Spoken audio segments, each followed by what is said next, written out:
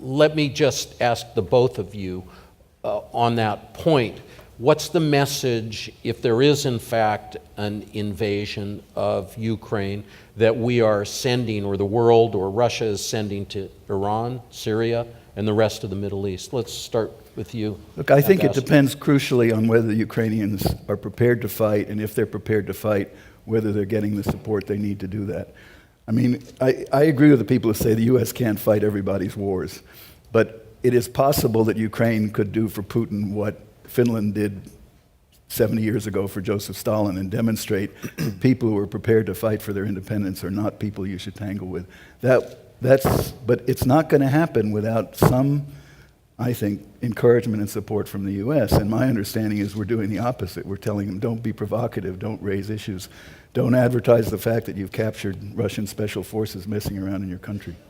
So I have three very quick comments from the perspective of America's non-Western allies and non-Western adversaries.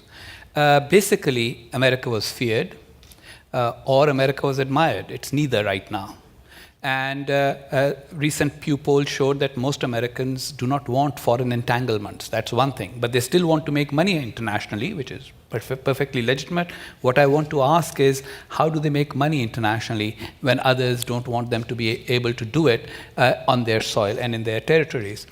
So that's point number one. Point number two, if America wants to remain the world's leading military power, but does not want to exercise that military power, then that's almost as bad as not having it. And third, there are forces such as Al-Qaeda, which people are now forgetting about, because Americans do many things very well, but they don't do history well and they don't do patience well. And so anything that requires patience. Now, Mullah Umar used to say that Americans have the watches and we have the time. And so these guys are watching, and they're sitting there and they're saying, you know what, this global superpower is not going to do anything.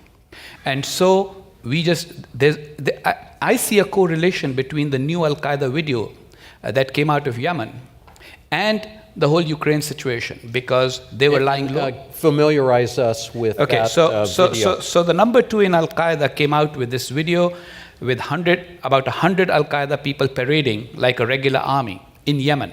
And then, talking about how we will strike America again.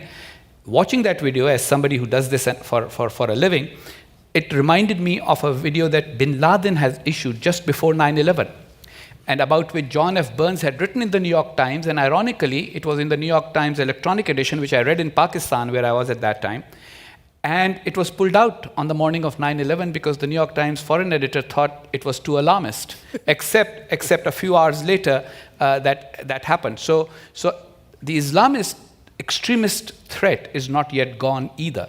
And now you have allies in Europe, allies in the Middle East, potential allies in Central Asia, and potential allies in East Asia, all worried about whether America will back them up in case of various conflicts emerging in their respective theaters of war.